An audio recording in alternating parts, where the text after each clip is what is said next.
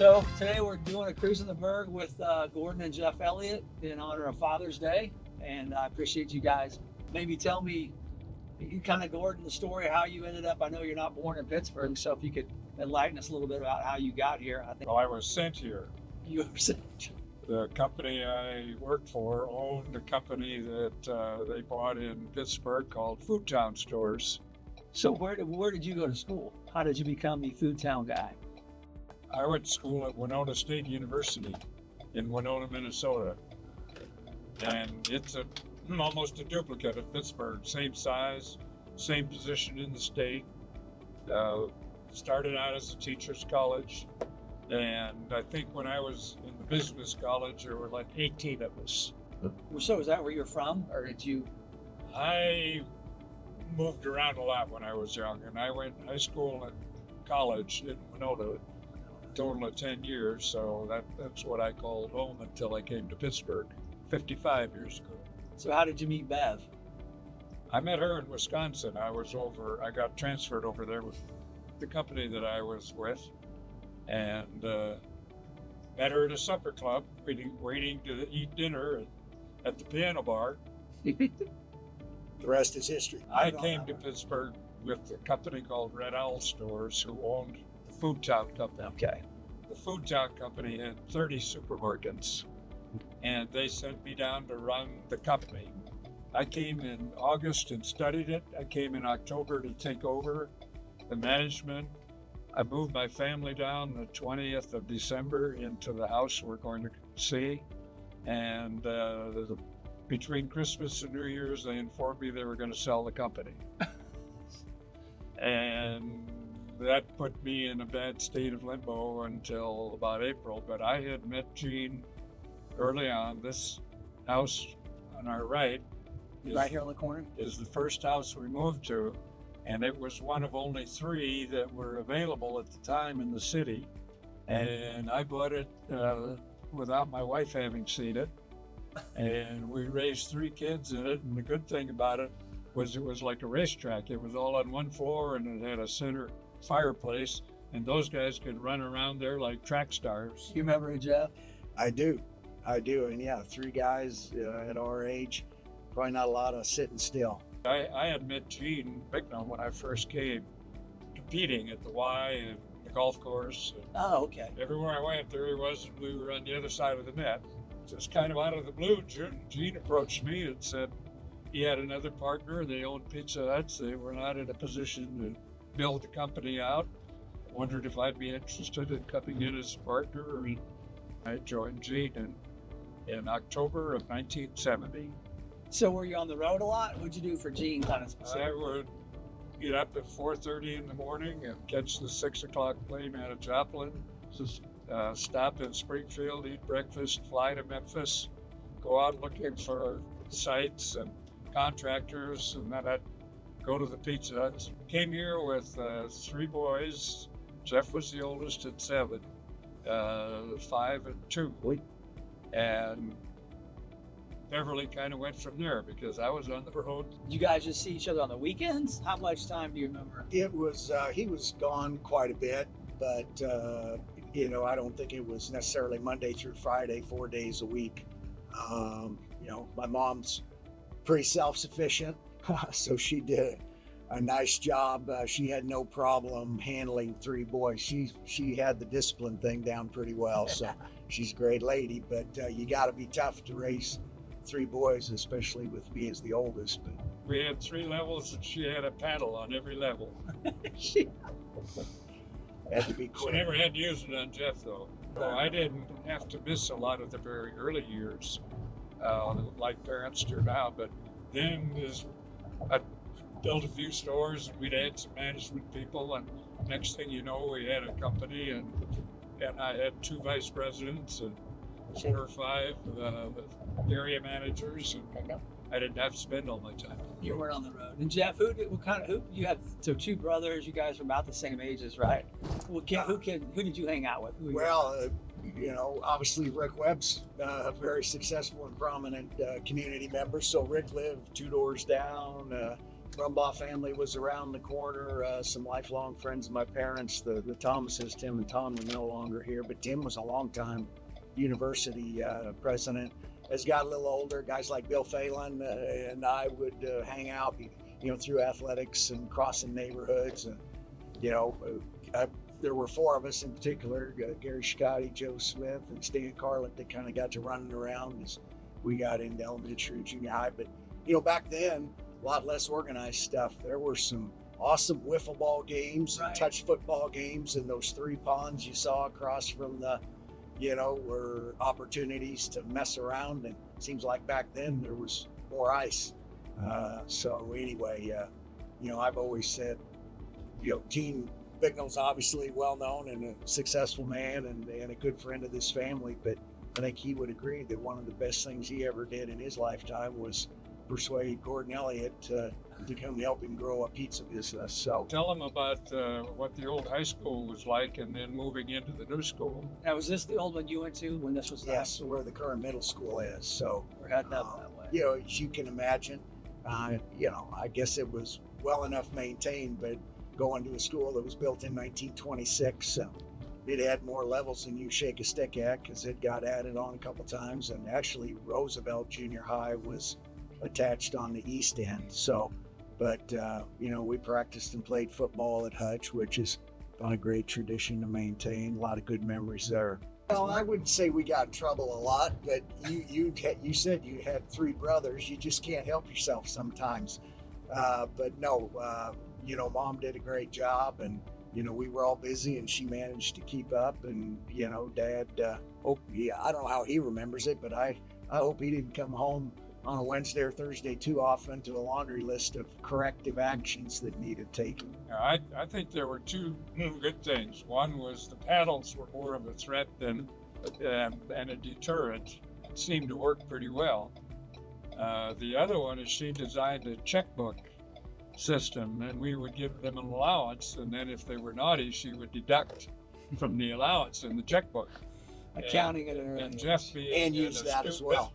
And a astute businessman, Jeff took that to heart, I think. It's hard to drive down the street around here and not see something that your family has touched. So pickleball, that thing is really, if I ever, walk around by here, it's always busy. So there's 6 here, and then there's going to be 6. There's 6 right over there. So we're going from 6 old courts to 12 new ones. We're really proud of this complex. So we put irrigation in on the golf course this year, and then it's complementing what you've had a hand in, Gordon. Tell us a little bit about the mini golf and kind of how you helped bring this project together. It looks like you're putting some finishing touches on your investment there. We have a committee that continues to meet and keep wanting to add to it and make it a little more special, a little more spectacular, a little more flexible. It's amazing how many people are playing it and enjoying it.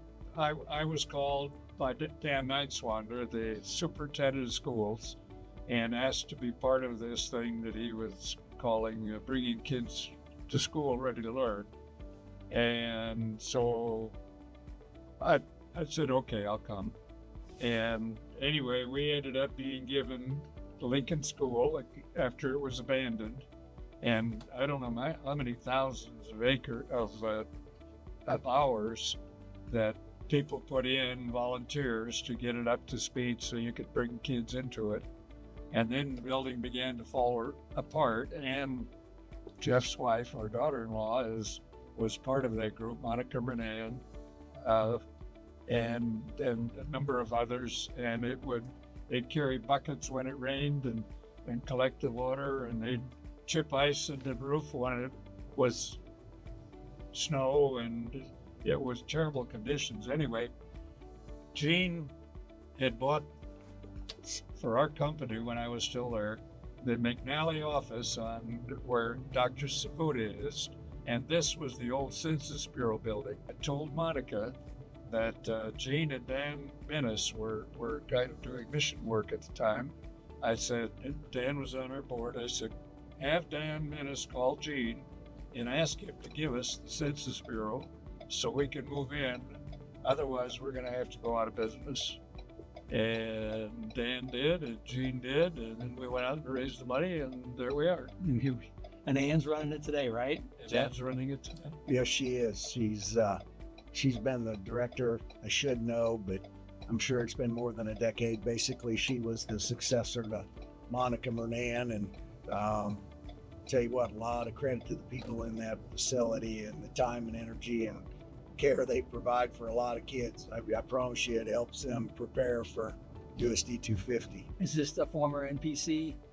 Former NPC. That's where your I have office- a great history. I worked for 4 corporations and all of them are out of business. And this is the latest. Jeff, so you're a banker. How did you get into banking? Did you go to Pitt? Yeah, I went to Pitt for a couple of years and then finished up at KU. And, banking was something of interest. I had a friend still here today, Bill Phelan, who worked at a bank. And we had a neighbor, Mike Slack, that was president of the bank. And it just kind of struck me. It's a nice blend of business and people and finance. And in the end, the way I got back to Pittsburgh was Mike Slack, who was our neighbor. I had been poking around a little bit up in Kansas City, which is where I was after KU. And one day came back from lunch and Mike Slack was on the phone and said, "Hey, I've got an opportunity. Would you be interested?" And So you left and you're one of the ones that came back. I mean, Yeah. it's, good community to come back to. And my wife was a Kansas City girl, met her here at Pitt State right before I left. And when we had the opportunity, I asked her, I said, "Hey, you've been there, but what do you think?" And she thought it would be a good place, and her experience at Pitt State was good. So you told me a good story about a crawl space once. Oh, when we moved, the first house we looked at, was a beautiful house, well built, had a lot of nice interior features, and it had a crawl space under it, which I had never been involved with because we lived in the north and everything had a basement. And there were air conditioning units down there and there was water under it. And I was standing there trying to figure out how do you get water out of the crawl space so it doesn't affect all of that equipment. And while I was doing that, Dick Webb, who was our neighbor, we moved one house away from Dick Webb when we moved here. And he came over and stood there and was listening to me go through all the machinations of what I couldn't do. And he started to walk away and he said, "Well, I'll tell you what I would do." And I said, "What?" He said, "I'd get with it." And I stood there for a minute thinking, well, that isn't a lot of help. And then I got to thinking, that's the whole answer to everything. Pittsburgh was completely different. From the time I came here to I've seen it 100 times. People come to town, have new ideas.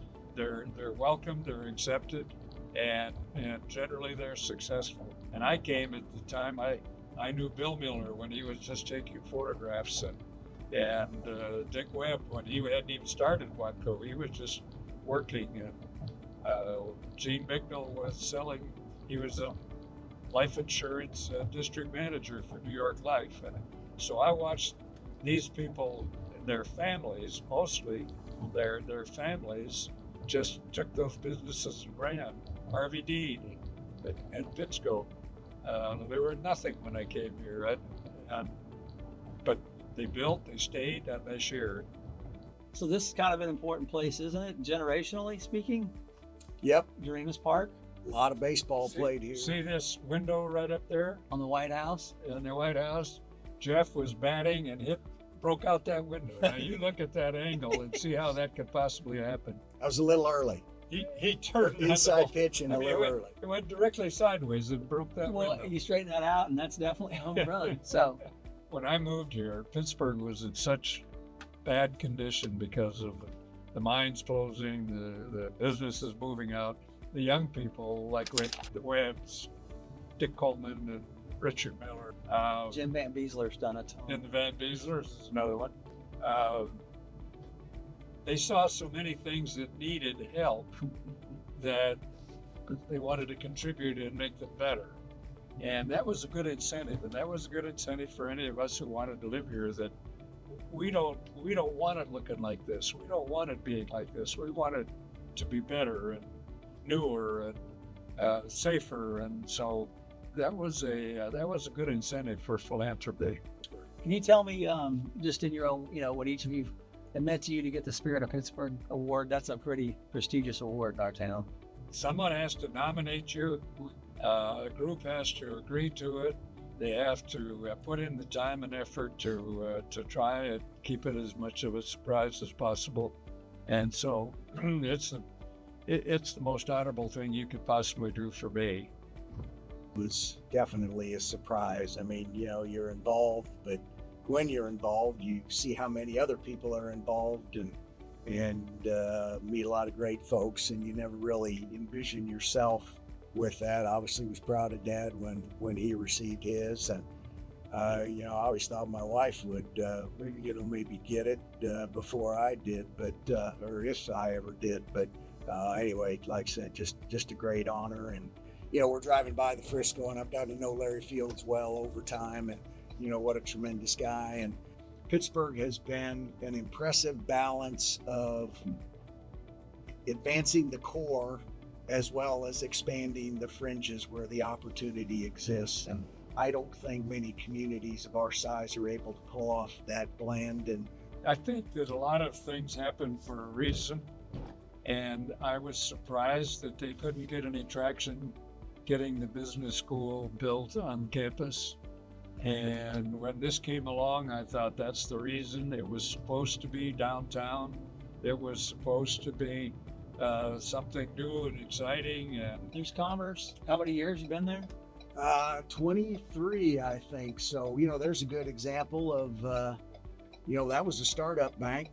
John McDay and Roberta, I believe Roberta won Spirit of Pittsburgh, and then Dawn. So a lot of tradition in the McNay family. Wendell Wilkinson, became majority owner and president of that prior to selling it to Commerce. So, that's kind of a Pittsburgh institution with its roots. Can you tell me a little bit about the Community Foundation and your role in getting that started? Kayla Joy called me, who was head of the chamber, and said that Kansas Health Foundation had given her a call and said, we would give you $300,000 as a matching grant if you would raise $300,000 and start a community foundation. And so we started recruiting, ended up with 30 funders, and now Jeff knows more about it than I do. We're in excess of 60 million at this point, and our giftings, well into the 6 to low 7 figures over the course of a year between grants, scholarships. What are some of the things that the Pittsburgh community should be focused on maybe in the next 10 years? Trying to strike that balance between keeping the core intact but flexing your muscles at the edge. The park system, we were talking about that, has been one of the great things, and recreational and health and all that continues to be a focus, and Pittsburgh's always done a good job of that. Thanks for taking time today and sharing your stories and giving hopefully some people a lighter side of Pittsburgh and bring back memories of what it used to be like, but also where we're going. So you guys have been great. Can't thank you enough.